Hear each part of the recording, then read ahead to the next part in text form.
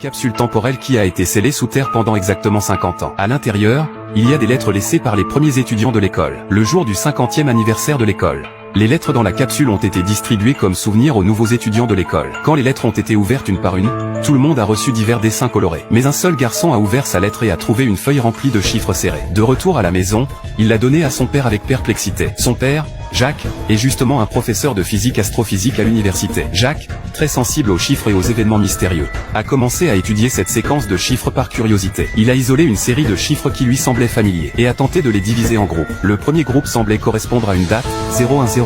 N'est-ce pas la date de l'attentat du 11 septembre? Jacques a immédiatement recherché des détails sur l'attentat du 11 septembre et a découvert que le nombre de morts correspondait à la deuxième série de chiffres, de 1996. Jacques a eu du mal à y croire, pensant que ce n'était qu'une coïncidence. Car il y a 50 ans, l'attentat du 11 septembre n'avait pas encore eu lieu. Cependant, refusant de croire au hasard, Jacques a continué à vérifier les séries de chiffres de la même manière. Il a découvert, à sa grande surprise, que les dates et les nombres de morts énumérés par ces chiffres correspondaient exactement aux dates et au nombre de morts de toutes les grandes catastrophes des 50 dernières années. La précision était terrifiante. Cependant, à la fin de chaque série, il restait quelques chiffres dont il ne comprenait pas encore la signification. Mais ce qui a encore plus effrayé Jacques, c'est que 3 séries de chiffres indiquaient des dates futures, ce qui signifiait 3 catastrophes à venir. La plus proche d'entre elles était prévue pour le surlendemain. Selon les chiffres, 8 milliards de personnes allaient mourir.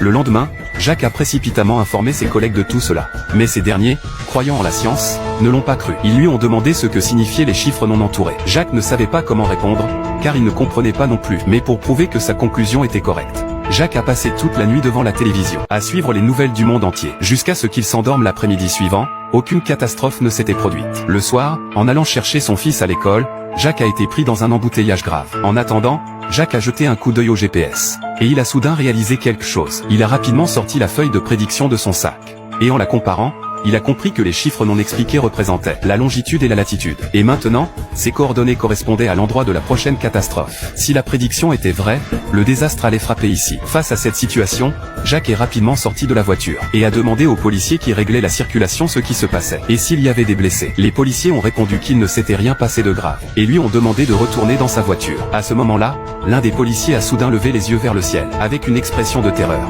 puis s'est retourné et a pris la fuite.